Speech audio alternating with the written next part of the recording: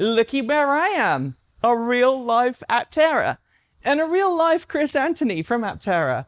Hey, Chris, how's it going? It's going great.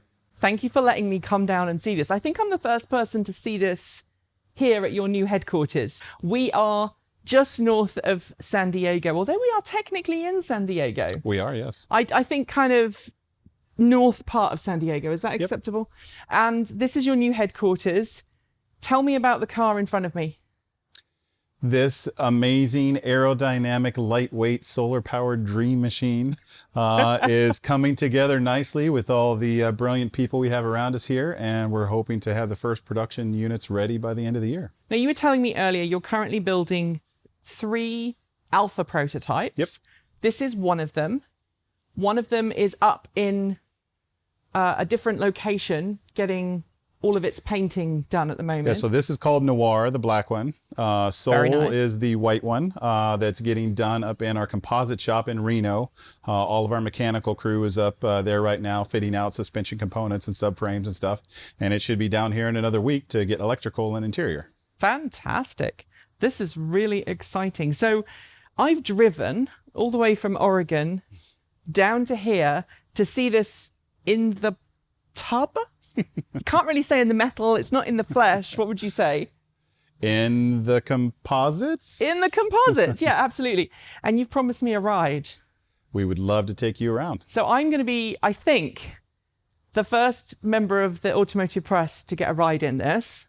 Disclaimer, I am a reservation holder, and this is a very early alpha prototype. So this is not going to be representative of the final vehicle. But I'm really excited. It's also got some of its covers missing at the moment. This has been out at the test track this week, right? Yep. So they've been doing some engineering, some shakedown tests. So this is not representative of the final vehicle, but nevertheless, this is a really cool looking car. Let's take it out for a spin. We're now closer than 6 feet apart, so we've got our masks on for CDC guidelines. Although, Chris, you've had your vaccine, so... I have, yeah. Mine's coming next week, so fingers crossed we'll all be good. This is the very first ride. The very first ride. So before we do that, let's talk about this. This is lovely. Is this a representation of what you want the interior to be like? Like a you know, we are still in a bit of a discovery mode on what the interior will actually look like, but simplistic is what we're after, easy to manufacture. Excellent. It's got a very sporty feel to it, actually. Yeah, we in the beta vehicles, we've made some significant changes. We've added a little headroom. These seats are sitting about 50 millimeters higher than they'll sit in the actual production, in the next version. Which will give you a bit more headroom. It'll give you a little bit more headroom. Great. And we moved the seats to the middle, 25 millimeters each. Okay. So we'll be a little closer like this. But I think you can see, you know, it's roomy. It's not bad at all. Okay, so this obviously is something for the engineering that's not going to be in the production version. It will not. No, everything's on the center screen, but we were just out at the track, so we took the fancy center screen stuff out. And this is awesome. This is a rear view camera. Uh-huh. It's actually better than a lot of rear view cameras I've seen. I know Chevrolet does one in the Bolt, not in my Bolt, but yeah. I don't like the one in there. This is nice and widescreen, really good clear view, pretty decent contrast as well. Yeah, it's a 105-degree field of view, so you get to see a lot of what's behind you. And rear view cameras for what's behind you. Let's do it. All right.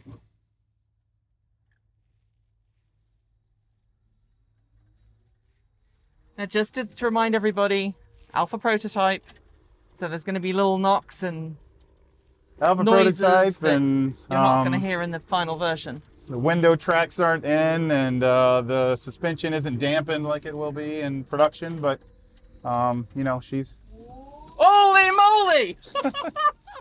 She goes when you want her to go, and that's neck snapping, Chris. Just do it again. Do it again. Oh my word! That is insane. That is that's the triple motor version as well, isn't it? This is the triple motor version, so, you know, sub 4 seconds, 0 to 60. Right. The front wheel drive version will be like a 5.5, 6 second vehicle. It's very difficult. It's very hard to make me scream like that. You know, unexpected acceleration does that to me. That is insane. But I have a very fast electric vehicle, and you do as well, I'm sure. So you're used to electric vehicles being heavy. Right. And it really does pick up really, really well. It And does. there's not a lot of up and down from the suspension when you're moving as well. It's just sort of, Yeah, this vehicle doesn't have a sway bar in it yet. We're working with our engineering partners to get the vehicle to run a little flatter. But the suspension from all of our testing out at the track has worked very well, and it's. So let's talk about stability, because a lot of people are like, three-wheelers, they're unstable. I don't feel this is unstable. No, it probably feels like most small passenger vehicles that you've been in. And it's really all about weight distribution. Keep the weight distribution front biased, and it feels like any other four-wheel kind of small vehicle you drive. The only thing that I'm saying from an Alpha point of view is the seats are obviously not 100% finished They yet. are not, no.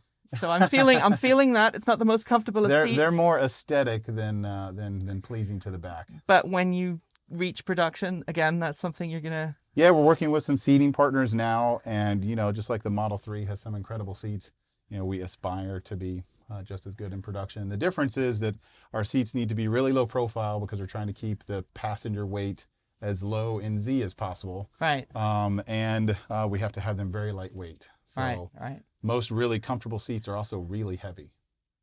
Excellent.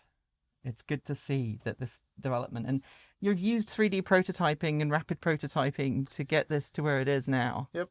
Which has enabled you to bring this vehicle to market, or hopefully will bring to market a lot quicker than you might have otherwise done. What does it do? It just advances and speeds up our discovery. So, you can print a part, you can see if it works, you can see if it feels comfortable. The center console, 3D printed, this stuff, a lot of the stuff on the door and interior stuff. You see if it works. If it doesn't work, you just print another one and try again. This is very cool to be in an alpha prototype of a vehicle that I hope to own one day. I feel very privileged.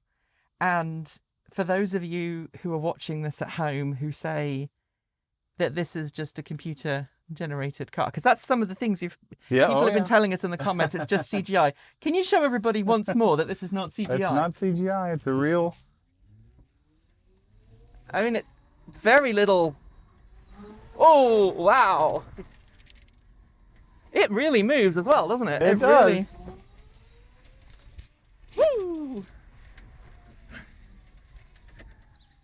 This is just parking lot fun, but yeah, obviously, because you're not in a on the road state yet, are you? It's still interesting for sure, and we hope that everyone out there sees our progress, and over the next 9 months sees that we're pushing ever closer to production, and just appreciates that we're taking a very scientific approach to making the world a better place. Awesome. Thank you so much. This has been well worth the trip. Cheers, Chris. Thank you. So that's it. That's the Aptera. It is an incredible vehicle. It's got far more luggage space than I thought it would have. It's been really exciting to ride in this. And I hope that it comes to New Zealand very, very soon. I'd love to know what you think in the comments below. I'll be bringing you more exclusive content from my American road trip later this week, or later this month, in fact. But until then, I'm Nikki Gordon-Bloomfield. Ka kite. See you next time.